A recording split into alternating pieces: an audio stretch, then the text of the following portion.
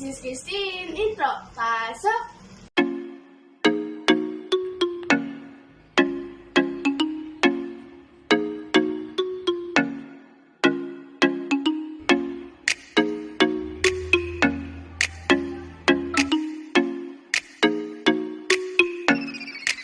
Sa iyong tingin pa lang ako ay natunaw na. Mga titig mo sa akin nakabighani na.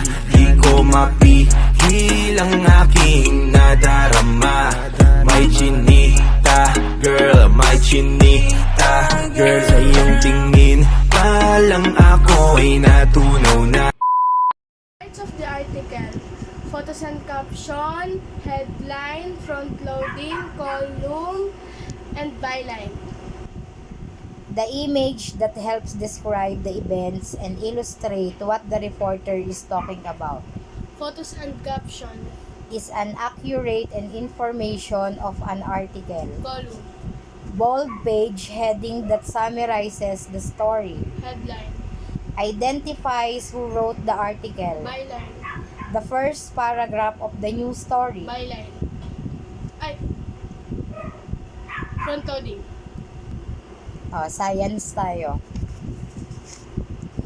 It is a source of water that is also considered hard water. Groundwater.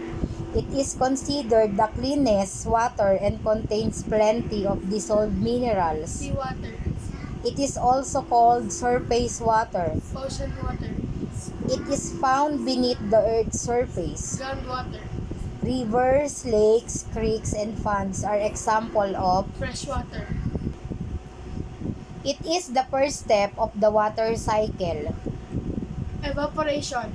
It is the process when water droplets and other particles come together to form clouds. Condensation. It is the process that transpires when plants sweat. Transpiration. In some cold countries, it is the process where snow changes directly into water vapor. Sublimation. It is the process when clouds become too heavy and they burst open to give out rain, hail, or snow. Precipitation. Apply sunscreen lotion. Sunny. Do not look directly at the sun. Sunny.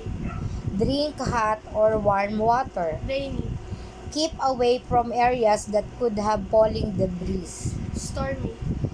Limit exposure under the sun. Windy.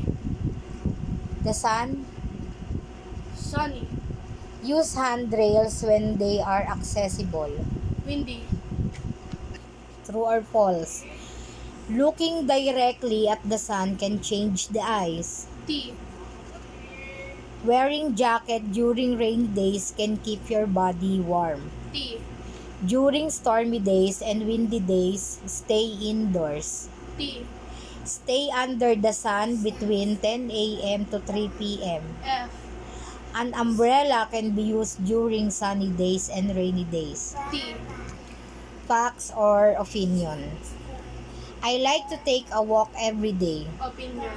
I feel more energetic after the walk. Opinion.